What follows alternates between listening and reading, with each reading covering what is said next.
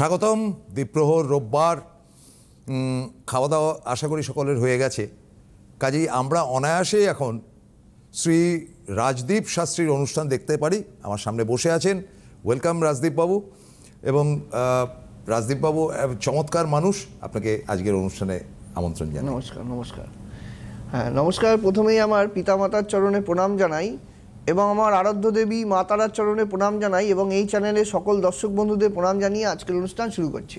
আমার যেটা বক্তব্য কি জানেন, এই যে 2025, এটা তো নিউমারোলজিক্যালি একটা নাম্বার আছে। 2025 মানে হচ্ছে কি 2025, তার মানে হচ্ছে কি 2-2-4 আর 5-9, মানে মঙ্গলের বর্ষ। মঙ্গলের বছর, মঙ্গলের বর্ষ মানে হচ্ছে গিয়ে সংমিশ্রিত, এবং অনেকের মনে করেন যে মঙ্গলের কুপ্রভাবটা এই একটা বছর ধরে, তো নভেম্বর শেষ হতেই চললো, এই শুরু হলো, মানে অলমোস্ট বর্ষটা শেষ হতে চললো।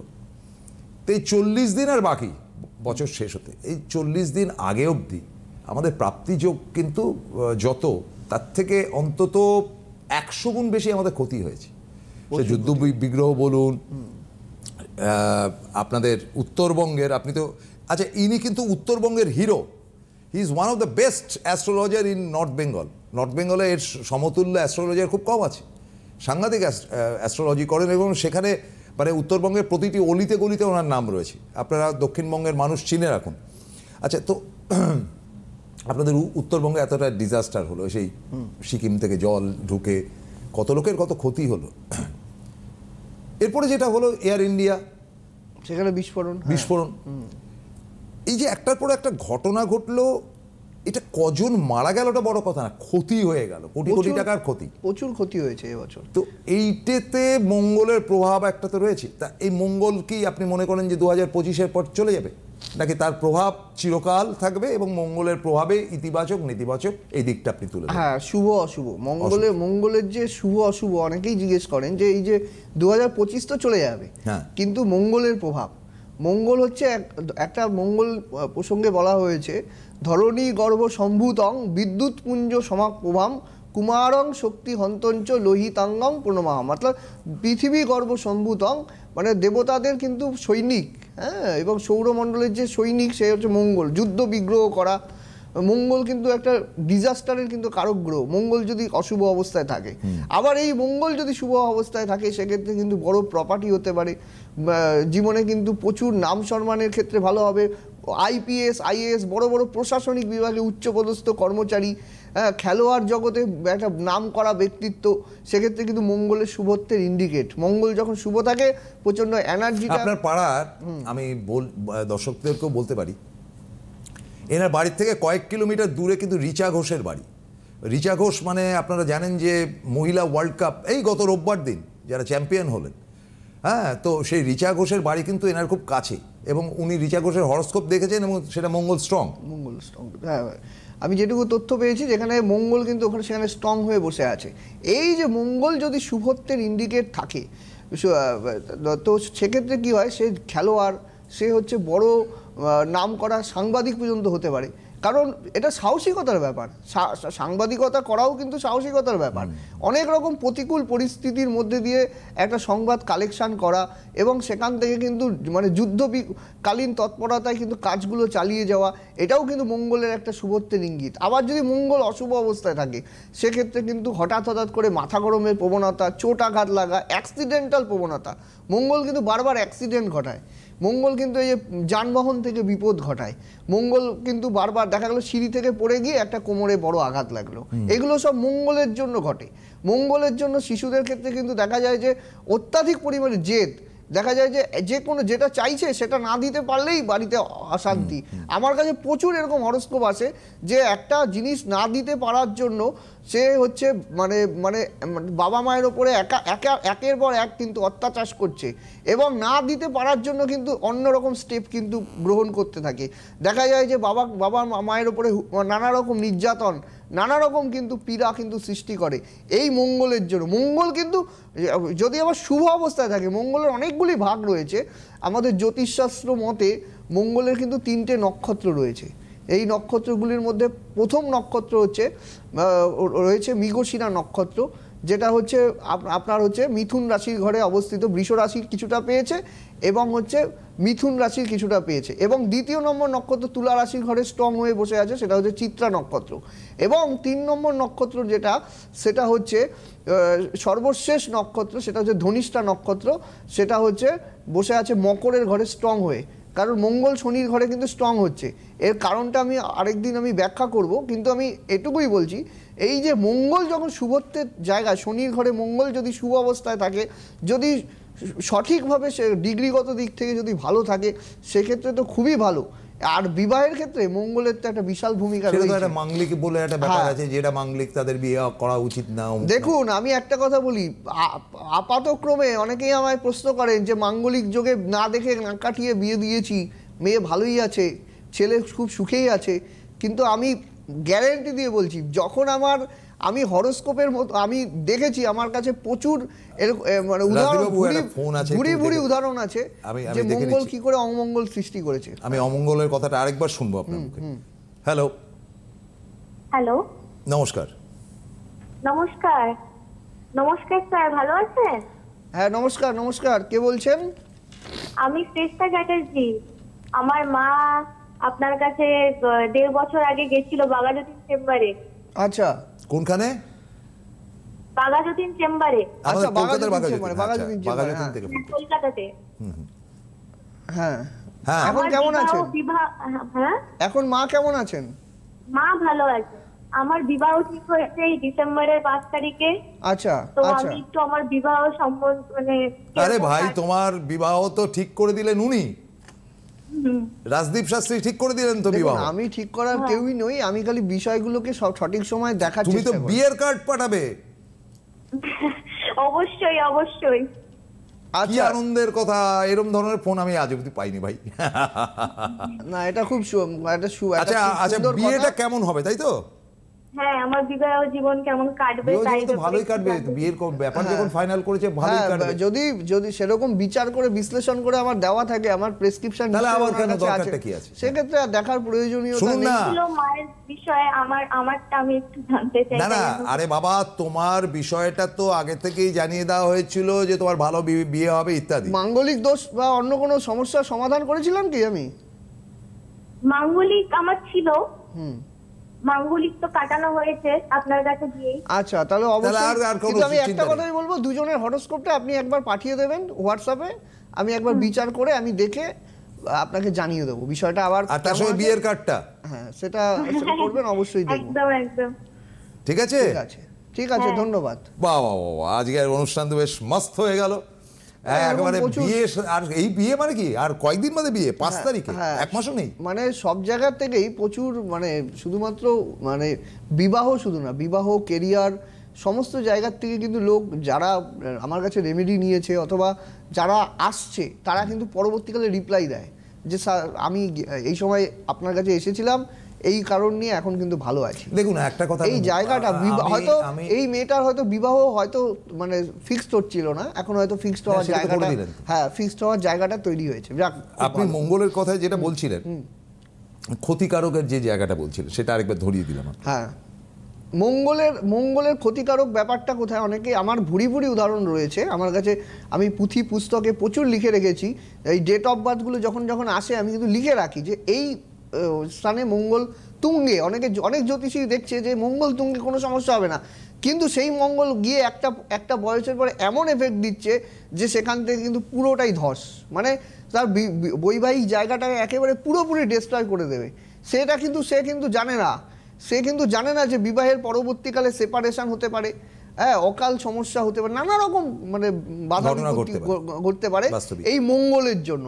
মঙ্গলকে মানে অত ইজি ভাবে বলা যাবে না, মঙ্গলের যে কুড়তা রয়েছে, মঙ্গলের যে একটা মানে সেই রাগের ব্যাপারটা, মঙ্গলের ক্ষোভের ব্যাপারটা, বৈবাহিক জীবনের মধ্যে একটা বিষয় নিয়ে দুজনের মধ্যে ছোট্ট একটা সমস্যা নিয়ে এমন একটা বড় জায়গা আকার ধারণ করে যে সেখান থেকে কিন্তু তারা আর বেরিয়ে আসতে পারে না, সেখানে কারো কথাই কেউ কিন্তু শুনতে চায় না। এরকম বুড়ি উদাহরণ আমার কাছে আছে। কিন্তু আবার যদি এই মঙ্গল শুভ অবস্থায় থাকে তবে খুব ভালো, সেক্ষেত্রে বৈবাহিক জীবন ভালো যাবে। না, এই মেয়েটি যে ফোন করেছিল এর তো মঙ্গলের গন্ডগোল ছিল। হ্যাঁ, এই তো ঠিক হয়েছে। এখন ব্যাপারটা হচ্ছে যে ওনার ব্যাপারে আমি একটা কথাই বলবো, বিয়ের আগে অবশ্যই উনি নিশ্চয়ই দেখছেন টিভিতে, ওনাকে আমি বলবো যে হাজব্যান্ডের ডেট অফ বার্থটা একবার পাঠিয়ে দিয়ে দুজনের একবার ম্যাচ করিয়ে নিলে জায়গাটা ভালো হবে। ওনার মাঙ্গলিক কাটিয়েছে, হাজব্যান্ড তো নতুন এলো, সেটা তো একবার বিচারটা ব্যাপারটা একটু চেক করে, হ্যাঁ একটু চেক করলেই সেক্ষেত্রে সমস্যার কোনো জায়গা বলে কিছুই থাকবে না। হ্যাঁ, এবার মোক্ষম ব্যাপার যেটা, যে মঙ্গলের সমস্যাটা তো জন্ম থেকেই হলো, মানে একটা লোকের তো হরোস্কোপ যে মুহূর্তে জন্ম হলো মঙ্গলের সমস্যা নিয়ে জন্ম, তাহলে কি তাকে সারাটা জীবন স্ট্রাগল করতে হবে? দেখুন একটা এবং কত কম বয়সে তাকে প্রতিবিধান করা যেতে পারে বিভিন্ন সময়। দেখুন এই মঙ্গল যদি কোনো কারণে রাহুর সাথে সংযোগ হয়, প্রচণ্ড রাগ হয়। আমি অনেক ছোট বাচ্চাদের দেখেছি, হ্যাঁ বাড়ি থেকে না বলে জিনিসপত্র নিয়ে গিয়ে বন্ধুদের খাইয়ে দিচ্ছে, বা বাড়ির জিনিসপত্র বাবা মায়ের অজান্তে নিয়ে সেগুলো নষ্ট করছে, হ্যাঁ অনেক কিছু ঘটে। এই যে ঘটনাটা ঘটার আগেই মানে হরোস্কোপটা দেখে যদি সেই রকম প্রভাবগুলো চোখে পড়ে, তখনই কিন্তু তার প্রতিবিধান করে তাকে জায়গাটা ক্লিয়ার করে রাখা, এবং সময় বিষয়ে কিন্তু সেই জায়গাটা সঠিক ওয়েতে করলেই কিন্তু কোনো সমস্যার কিন্তু জায়গা থাকে না। তো এই তো গেল একটা ফাউন্ডেশন, যেটা আপনি বলছেন যে জন্মের পরে এই ব্যাপারটা, এটা তো বাস্তব। আমাদের জন্মানোর সঙ্গে সঙ্গে কিন্তু আমাদের ডেট বা টাইম স্টার্ট নাও মৃত্যু অবধি, একদম মানে তার মৃত্যু হবেই, তার জন্য জ্যোতিষের কাছে যাওয়ার দরকার, এটা বাস্তব না। তো এখানে আমার কথাটা হচ্ছে যে মাঙ্গলিকদের কি এমন সমস্যা আছে যে যাতে করে মৃত্যু না হোক, মৃত্যুর মতন কঠিন অবস্থা তার জীবনে, সাংসারিক জীবনে এমন পরিস্থিতি দাঁড়িয়ে যায় যে সেই বিষয়টা। তারপর আরেকটা ব্যাপার যেটা সিনেমাতে যেগুলো শুনি, মাঙ্গলিক থাকলে তার হাজবেন্ড মরে যাচ্ছে, এটা কি আপনি হ্যাঁ এটা কিন্তু অনেক সময় ঘটে, সকল ক্ষেত্রে ঘটে না, কিন্তু অনেক সময় কিন্তু এর কিন্তু মানে ঘটনাটা ঘটে, সেটা কিন্তু বিচার বিশ্লেষণ প্রয়োজন। সেখানে অষ্টমপতি কেমন অবস্থায়, অষ্টম থেকে কিন্তু আমরা অকাল মৃত্যু বা অকাল ফাড়া এগুলো কিন্তু বিচার করা হয়। অষ্টম ভাব কেমন আছে, ষষ্ঠ ভাব থেকে আমরা কিন্তু রোগের বিচার করা হয়, এবং নবম ভাব থেকে কিন্তু আমরা দেখি যে সেখানে কি রকম পরিস্থিতি দাঁড়িয়েছে। তো ঘটনাটা হচ্ছে যে হরোস্কোপের সাথে সাথে তার ষষ্ঠ ভাব কেমন আছে, অষ্টম ভাব কেমন আছে, এবং লগ্ন থেকে একাদশ ভাব, যদি একাদশ ভাব বলশালী থাকে সেক্ষেত্রে অনেকটাই বাঁচোয়া, তখন কিন্তু সেই সমস্যার থেকে কিন্তু নিষ্কৃতি পাওয়া যায়। আচ্ছা, আমি একটুখানি আপনাদেরকে জানিয়ে দিই, he is a hero of north Bengal, সেটা তো বললাম, নর্থ বেঙ্গলের হিরো, কিন্তু দক্ষিণবঙ্গেও তিনি আসছেন। যেমন এই 11 তারিখ, সামনের 11 তারিখ মানে হচ্ছে কি আজকে রোববার, মঙ্গলবার দিন মেদিনীপুরে তিনি যাচ্ছেন।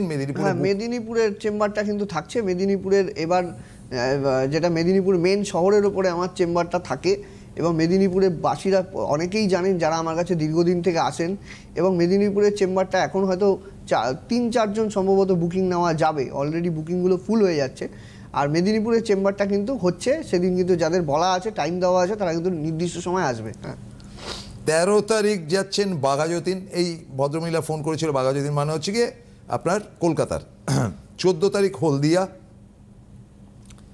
ওমা কিরম ব্যাপার হলো, একবার আসবেন আবার যাবেন আবার আসবেন, ওইভাবেই করা আছে। 19 তারিখ নর্থ বেঙ্গল গঙ্গারামপুর। আবার 25 তারিখ তিনি যজ্ঞ করতে যাচ্ছেন তারাপীঠের যারা পুজো দিতে চান যোগাযোগ করবেন। 25 তারিখ অমাবস্যা রয়েছে, 19 তারিখে আমার পুরোহিতরা পুজো করবেন, আর 25 তারিখ হচ্ছে মঙ্গলবার পড়েছে। 25 তারিখটা খুব মানে আমার এক্সপেক্টে কিন্তু আমি খুব ভালো দেখেছি। এই 25 তারিখে কিন্তু তারাপীঠে বিশেষ হোমযজ্ঞের থাকছে, 64 উপাচার সহযোগে অগ্নিশিখা জীবামূলে হোমযজ্ঞের ব্যবস্থা রয়েছে, এবং সেদিন কিন্তু মাঙ্গলিক কালসর্বদোষ এবং শনির সাড়ে-সাতি, বিশেষ করে যারা শনির সাড়ে-সাতিতে পীড়িত রয়েছে সেগুলো কিন্তু কাটানো কিন্তু সেদিন হবে। এটাও কিন্তু একটা বিশেষ দিন রয়েছে সেদিন। আচ্ছা, এরপর 27 তারিখে কুচবিহার, 28 তারিখে ফালাকাটা এবং 29 তারিখে শিলিগুড়ি। এই তিনটে হচ্ছে কি নর্থ বেঙ্গলে তার নিজস্ব সাইট। একটা হোয়াটসঅ্যাপ নাম্বার রয়েছে, যারা সরাসরি আসতে পারছেন না বা বুকিং করতে চাইছেন তারা কিন্তু হোয়াটসঅ্যাপের মাধ্যমে বুকিং করতে হবে। 8906783407 এই হচ্ছে গিয়ে তার ডিটেল।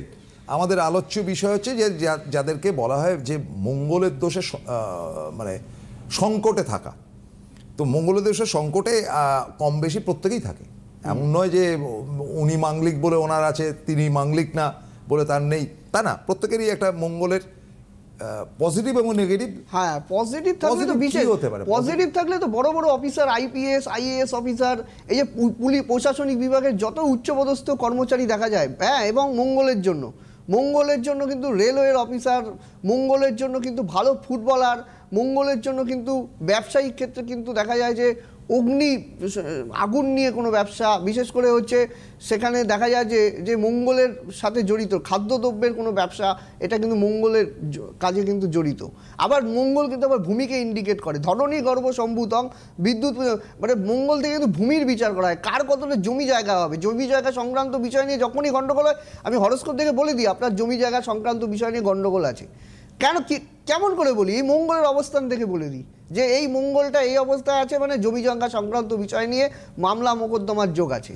এই যে আবার মঙ্গল যদি ভালো থাকে, প্রচুর ল্যান্ড প্রপার্টি হবে, প্রচুরভাবে সে জীবনে উন্নতি করবে, একের পর এক প্রপার্টি করতে পারবে, মঙ্গল কিন্তু তাকে দেবে। মানে মঙ্গলের কারকই হচ্ছে ভূমি। একটা বাড়িতে অনেকে 4-5 জন মিলে আছে, কিন্তু কখনোই হয়তো রোজগার করছে, কিন্তু একটা জমি কিনে সেখানে বসত বাড়ি করতে পারছে না। কেন ঘটছে? এই মঙ্গলের অশুভ প্রভাবের জন্য এই বাড়ি করতে পারছে না। টাকা রেখে দিয়েছে কিন্তু জমি কিনতে পারছে না। কেন? এই মঙ্গলের অশুভ প্রভাব। মঙ্গলের অশুভ প্রভাব যখন খণ্ডন হয়ে যাবে, সেক্ষেত্রে কিন্তু সে তখন বাড়ি করতে পারবে, জমি জায়গা কিনতে পারবে, নিজের কিন্তু একটা বসত বাড়ি তৈরি করতে পারবে। আবার চতুর্থ ভাবও বিচার্য, যদি চতুর্থ ভাব ভালো থাকে সেক্ষেত্রে আরও পজিটিভ অংশ সেখানে চলে আসে। এগুলো বিচার্যের প্রয়োজনীয়তা আছে। এটাই ফোন আছে, একটু দেখে নিই। হ্যালো, নমস্কার। নমস্কার স্যার। হ্যাঁ নমস্কার। নমস্কার, কোথা থেকে বলছেন? আমি দুর্গাপুর থেকে বলছি। দুর্গাপুর থেকে বলছেন? কার সম্বন্ধে? স্যার ছেলের সম্বন্ধে। ডেট অফ বার্থ বলুন। 4/1/1994। 4/1/1994। টাইমটা বলুন। দুপুর 12টা 20। দুপুর 12টা 20, তাই তো? হ্যাঁ। কোথায়? দুর্গাপুর। দুর্গাপুর হয়ে গেল। আচ্ছা, সেদিন মঙ্গলবার ছিল? হ্যাঁ স্যার, হ্যাঁ স্যার। মেষ লগ্ন, কন্যা রাশি। আবার একটা মঙ্গল? না, এটা মঙ্গলবার না, মেষ লগ্ন, মেষের ব্যাপার। হ্যাঁ, স্বর্ণপায়া। আচ্ছা, স্বর্ণপায়া রয়েছে। আচ্ছা, যেটা দেখতে পাচ্ছি লগ্ন অশ্বিনী নক্ষত্রে পড়েছে, চন্দ্র কন্যা হস্তা নক্ষত্রে পড়েছে। আচ্ছা আচ্ছা, লগ্নের দ্বিতীয়। আচ্ছা আচ্ছা, আপনি আচ্ছা সপ্তম স্থান নবমে ভাগ্যভাবে বসে আছে বুধ, রবি বুধ শুক্র। আচ্ছা, সপ্তমে বৃহস্পতি মানে বিবাহ ওরিয়েন্টেড কিন্তু কোনো সমস্যা থাকবে, বিবাহ কিন্তু হতে চাইবে না। বুঝতে পেরেছেন কি বলছি? হ্যালো, আচ্ছা আচ্ছা। আপনার বিবাহ হয়েছে? না না, আমি আমার ছেলের সম্বন্ধে জানতে চাই। হ্যাঁ, ছেলের বিবাহ হয়েছে? না, এখনো হয়নি। আমরা না, ছেলের কিন্তু বিবাহ হতে চাইবে না, বিবাহ হতে কিন্তু অনেক সমস্যা হবে। সপ্তমে বৃহস্পতি কিন্তু বিবাহ হতে দেয় না। অষ্টমে রাহু মানে মাথা গরমের প্রবণতা, রাগ জেদ, ছেলে কিন্তু একটু উগ্র স্বভাবের থাকবে। হ্যাঁ, পড়াশোনা করেছে, বিশেষ করে টেকনিক্যাল ফিল্ড অথবা হচ্ছে কমার্স ওরিয়েন্টেড কোনো বিষয় নিয়ে পড়াশোনা করার জন্য। কমার্স নিয়ে পড়েছে বিশেষ করে, ঠিক আছে, কিন্তু বিবাহ হতে চাইবে না। আর ছেলের মেন কথা হচ্ছে চাকরি বাকরি করবে তো? চাকরি, ছোটো মোটো চাকরি করার যোগ আছে। আচ্ছা, খুব বড় চাকরি করার এই মুহূর্তে কিন্তু যোগ নেই। বুঝতে পেরেছেন কি বলছি? চাকরি কোথায় করছে? চাকরি এখন একটা জায়গায় অডিট করছে, কোম্পানিতে। ওই মানে ছোট কোম্পানিতে করছে, ওই মোটামুটি। আপনার প্রশ্নটা কি? দেখুন, আমি একটা কথা বলি, রবি শুক্রের দারিদ্র যোগ হরস্কোপের মধ্যে বসে আছে। হ্যাঁ, মঙ্গল যুক্ত হয়ে এই জায়গাটা, এবং সপ্তমে বৃহস্পতি, এই জায়গাটা না ঠিক করলে আপনার ছেলের কেরিয়ারে ভালো সাকসেসও দেবে না এবং বিবাহ কিন্তু হতে চাইবে না। আপনি লিখে নিন, এই জায়গাটা কিন্তু সমস্যা আছে। বুঝতে পেরেছেন? এবং হ্যাঁ, এই জায়গাটা ঠিকঠাক অবশ্যই করিয়ে নেবেন অভিজ্ঞ জ্ঞানী জ্যোতিষকে দিয়ে, না হলে কিন্তু ছেলের কিন্তু। না, ওনার প্রশ্নটা কি তো জানলাম না। আপনার প্রশ্নটা কি? প্রশ্ন ওনার বিবাহ নিয়ে প্রশ্ন থাকার কথা। সপ্তমে বৃহস্পতি, বিবাহটা কি? হ্যাঁ, বিবাহিত, ঠিক বলেছেন। বিবাহ নিয়ে প্রশ্ন থাকার কথা। উত্তর দিয়ে দিয়েছি। হ্যাঁ, বিবাহ নিয়ে উত্তর দিয়েছি, কারণ বিবাহ নিয়েই প্রশ্ন থাকার কথা, কারণ সপ্তমে বৃহস্পতি বিবাহ হতে দেয় না, বিবাহ হতে চায় না। এই ঘটনাটা কিন্তু বারবার ঘটবে, দেখবেন সম্বন্ধ তৈরি হবে, সম্বন্ধ কেটে যাবে, এইরকম ঘটনা কিন্তু ঘটতে থাকবে। বুঝতে পেরেছেন? এবং আরেকটা ছেলের কিন্তু কোনো রিলেশনও কেটেছে, এটাও কিন্তু জেনে নিন আপনি। ঠিক আছে, ছেলের দুটো রিলেশন কেটেছে, এই নিয়ে গন্ডগোল হয়েছে, আপনি দেখে নেবেন। ঠিক আছে, ঠিক আছে।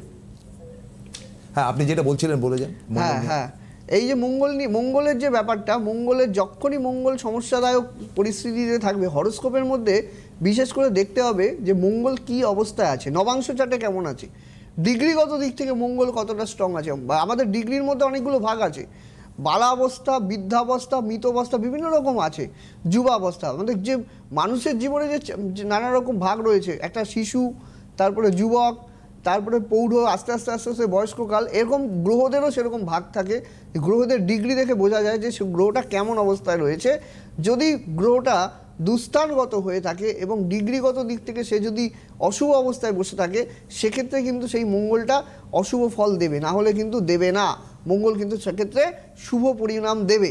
আরেকটা বিষয় আমি বলবো, যাদের আচ্ছা আমাদের একটা না খুব শর্ট টাইম একটা ছোট্ট করে ফোন নিয়ে নিতে। আচ্ছা ঠিক আছে। হ্যালো, হ্যালো, নমস্কার। নমস্কার। হ্যাঁ, চটচট করে ডেট অফ বার্থ বলুন। হ্যাঁ, 1993, 26শে মার্চ। 26শে মার্চ 1900। হ্যাঁ, 93। আচ্ছা, টাইম বলুন, টাইম বলুন। টাইম 10:45 সকাল। 10:45 সকাল। কোথায়? রানাঘাটে। রানাঘাট। আচ্ছা, কৃষ্ণনগর রানাঘাট। আচ্ছা, ফ্রাইডে শুক্রবার ছিল। হ্যাঁ হ্যাঁ হ্যাঁ। মিথুন লগ্ন, মেষ রাশি, ভরণী নক্ষত্র জানা আছে? না না না। না না, আচ্ছা, ভরণী নক্ষত্র।